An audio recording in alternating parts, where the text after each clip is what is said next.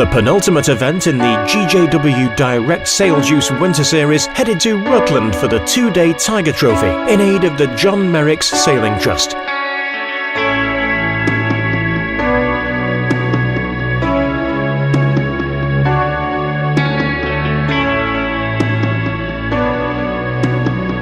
The Tiger Trophy has a reputation of a windy event, often held in near-survival conditions.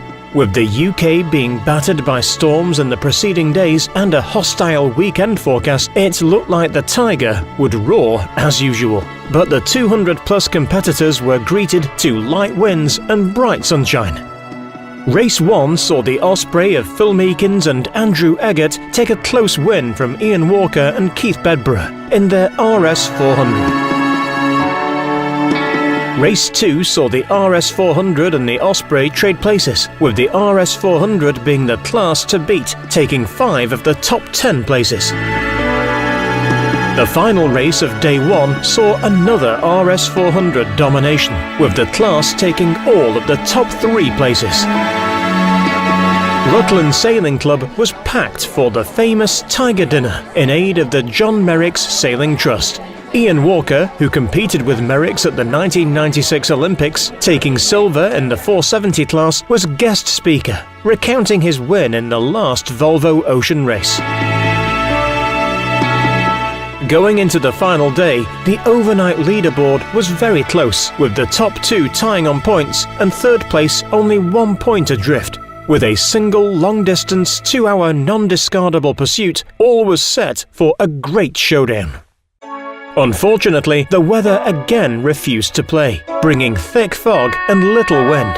After several postponements, PRO David Wilkins had no choice but to abandon racing, declaring the RS 400 of Ian Walker and Keith BEDBOROUGh winners of the 2017 John Merricks Tiger Trophy.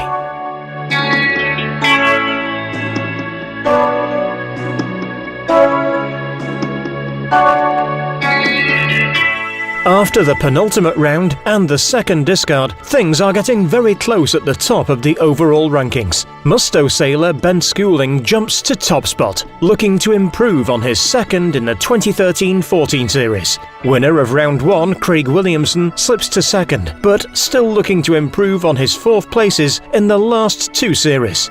The GJW Direct SailJuice Winter Series is set to go down to the wire at the final event, Oxford Blue, on the 18th of February. With 4 boats potentially able to win the 2016-17 series and 31 who could still make it into the top 10, things are looking very close.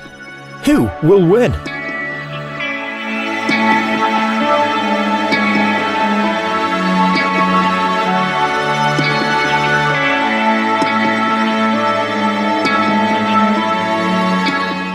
There was a strong youth turnout at the Tiger Trophy for the GJW Direct SailJuice Winter Series Round 6. RS 200 sailors Shay Taylor and Neve Davis topped the Harken rankings with an excellent 11th overall for the Tiger Trophy. For the overall Harken Youth and Junior rankings, George Coles holds on to top spot and is looking unstoppable, with Eleanor Craig still in second. Young Tim Heyer, sailing an RS Aero 7, jumps 3 places to 3rd overall and top junior. Making steady progress up the Trident Top Club rankings, fielding a strong team at each of the GJW Direct SailJuice Winter Series, Datchet have seized top spot as we head into the final round. Carsington, who led the Trident Top Club rankings after round 3, slipped down to second, with Grapham and Northampton making gains to climb to 3rd and 4th places respectively. The Allen rankings calculates the improvements in relative corrected times of each sailor to the front of the fleet in each race. At Rutland, although the light conditions didn't really suit the foiling moths, they managed to show the best relative improvements across the day to top the Allen rankings, with Thomas Lambert, Matthew Lear and Neil Barker taking 1st, 2nd and 4th spots respectively. 3rd placed Rob Lennox in a D0 managed to split the moth sandwich.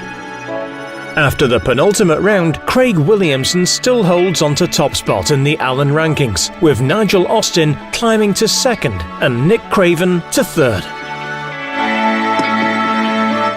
Heading into the GJW Direct SailJuice Winter Series final round, defending champions, the Laser class, have knocked the RS200s off top spot and down to second for the Dinghy Rope Top Class rankings.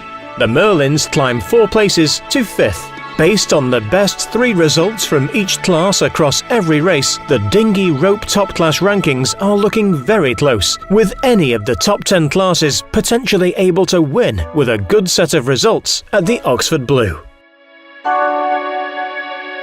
Anne Jackson made it 3 bullets in a row at the Tiger Trophy to jump 3 places to top the Gold Top Lady rankings after the penultimate round of the GJW Direct SailJuice Winter Series.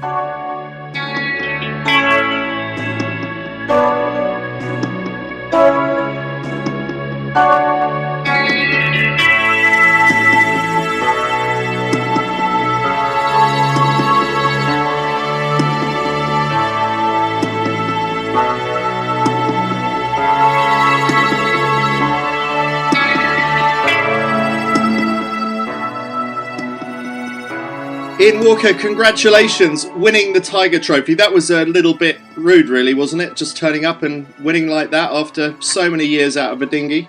Well, it felt quite good. It was good for my ego, if nothing else. But I think, obviously, by complete luck, the RS400 was the perfect boat for the conditions. So, yeah, we sailed well. We had some good 400s to beat. So the biggest challenge for us was beating all of them. And then, obviously, you just let the handicap run its course. Now, you were going to go whether you had a chance of winning or not. Just tell us about why that particular event is so important to you. Well, I like to try and go to the Tiger. Obviously, it's a good chance to catch up with John's family, Dennis and his sisters. John and I, Rutland was John's sailing club, and he and I did a lot of sailing there. And and there's a lot of goodwill goes into running that event on the club, the Commodore, the members, volunteers, David Wilkins, who's been the race officer for 20 years. So, if ever possible, I like to try and support it. It just so happens I've not been able to because of Volvo race commitments. So this year, whatever happened, I was going to go to the Tiger Trophy, and then I thought, well, if you're going to go, you might as well sail rather than sit on the shore and watch everybody else having a good time. Yeah, talking of the Volvo Ocean Race, you were wearing one of your Abu Dhabi Ocean Racing tops, and there have been some unfavourable comments about it. Didn't you have something sort of more dinghy appropriate?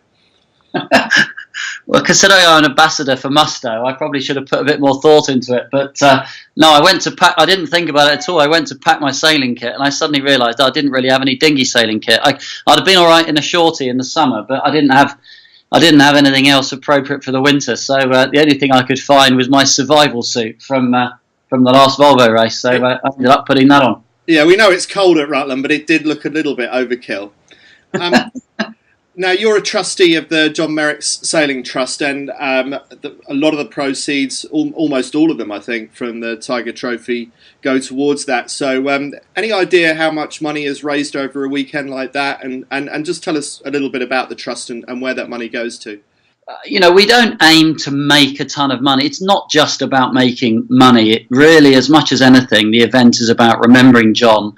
We would rather the event was a really good occasion that everybody enjoyed and everybody remembered John, even if that meant raising no money at all. But as it happens, we do raise money, and that money goes towards grants. So the trustees, there's 6 trustees, and we award the money to different applicants who apply online through us, and that is young sailors, so they have to be under the age of 25. It could be a group, so it could be a sailing club, junior program, or a school, or a scout group, or it could be individuals, and we make grants to them, and it has to be kids that are have some financial difficulties. So to try and give them a step up, help them buy a new boat, help them get to an event they wouldn't have gone to, or maybe for a school or scout group, help them get boats to get kids on the water. So, over the course of what is now nearly 20 years, we've actually given out, I think, just under £400,000 in grants, and that has bought nearly 200 youth and junior boats. So it's starting to make quite a big difference over the course of time.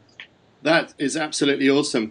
Now, the other end of what you do was sort of typified by you steering one of the TP52s into Lodge at Quantum Key West Race Week just a few weeks earlier. Just thinking about that world, and you briefly stepping back out into the dinghy world again, and coming from the mirror sailor that you were from Chipstead Sailing Club near Sevenoaks, can you think of anybody operating at your level in the professional keelboat racing scene who didn't come from a background in dinghies? Well, Justin Slattery is one who did the bow for us. In fact, all three of the Volvo races I've done. He's won the Volvo race 2 times, and I think he didn't really start sailing till he was 19. Wow! So started working on boats and delivering boats, but I think that's a rarity. Nearly everybody, I think, comes from the small boat world, and then progresses through. But I mean, that's one off the top of my head. Yeah, so they do exist, but from what my guess was, and it sounds like you're bearing this out, that the vast majority do come from a dinghy background. Why do so few people go back the other way, a little bit like you did back into the RS400? Why do we see that happen so rarely with pro sailors coming back to the dinghy scene? Well, I guess for pro sailors, I think if you actually ask them, most of them deep down would like to. But I guess once something becomes your job and your livelihood, it's then kind of hard to justify, doing it as your pastime as well, particularly as your job takes you away from home so often. So I know in my instance, I'd love to go dinghy sailing more, but the reality is I'm either away working, or when I'm home, the last thing my family probably wants me to do is drive around the country sailing a dinghy, when I could be, with my kids and family back home. So it's a bit of a balance. And I guess actually having 2 teenage children who both sail toppers now, that's kind of rekindled my interest in dinghy sailing a little bit, and also got me much more involved with the local sailing clubs, which is both Warsash and Itchner for me. So, I think one thing this weekend did was really serve to ignite a bit of a fire inside me, and that dinghy sailing is what I fell in love with, and dinghy sailing is what I'd like to do. Unfortunately, I just need 500 days in the calendar year in order to have time to be able to do it.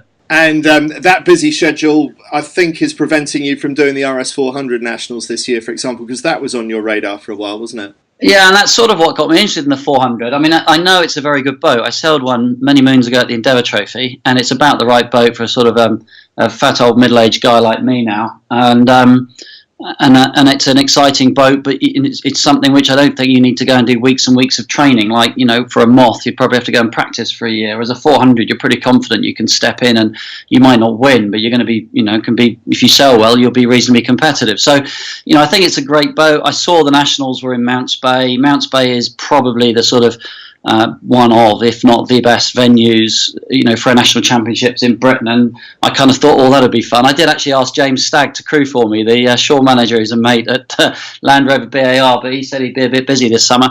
So anyway, I think my wife's gone and booked a summer holiday the same week, so that's kiboshed the 400s this year. But we've got a few 400s at Warsash, and get on really well with the guys. So I'm hoping maybe to buy an old 400 and have one down the club. I can sail it with my kids. I can sail it with friends if it's a bit windier.